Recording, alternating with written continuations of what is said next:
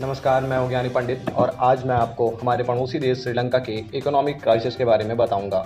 लेकिन उससे पहले हम आपको वहां के ताज़ा हालात की जानकारी दे देते हैं। आज की तारीख में इंडिया में 1 किलो चीनी 40 से 42 रुपए के आसपास मिल रही है, तो वहीं श्रीलंका में 1 किलो चीनी की कीमत 290 रुपये है।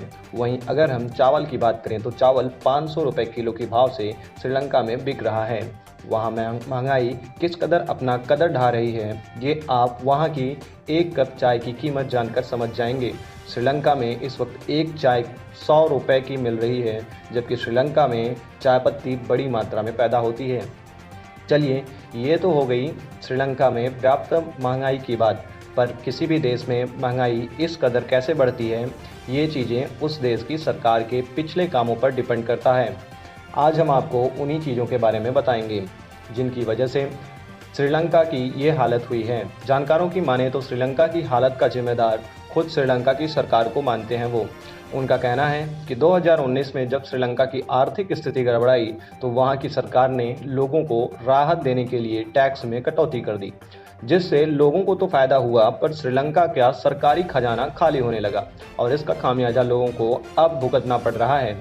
इसके साथ ही हम आपको यह भी बताते चलें कि श्रीलंका की जीडीपी का 10% हिस्सा पर्यटन से आता है, जो कि साल 2019 से कोविड-19 के चलते ठप हो गया है, क्योंकि पर्यटन सेक्टर कोविड महामारी के चपेट में आ गया है। जानकार बताते हैं कि साल 2022 तक श्रीलंका का कुल विदेशी कर्ज $7 अरब हो चुका है, जिसमें से $5 अरब तो अकेले चाइना का है। आपको बता दें कि श्रीलंका ने अपने जीडीपी से ज़्यादा का कर्ज लिया हुआ है। श्रीलंका भारत और जापान से भी कर्ज ले चुका है। कुछ जानकारों का कहना है कि रसिया और यूक्रेन युद्ध भी श्रीलंका की इस स्थिति के लिए जिम्मेदार हैं, क्योंकि रसिया श्रीलंका की चायपत्ती का एक बड़ा खरीदार है और यूक्रेन से हर साल ढेरों की संख्या में पर्यटक श्रीलंका में आते हैं, जो कि अब युद्ध के चलते ये सारी चीज़ें बंद हो गई हैं। इन सभी चीज़ों के साथ श्रीलंका की सरकार का एक गलत फैसला भी उसकी इस स्थिति के लिए जिम्मेदार है।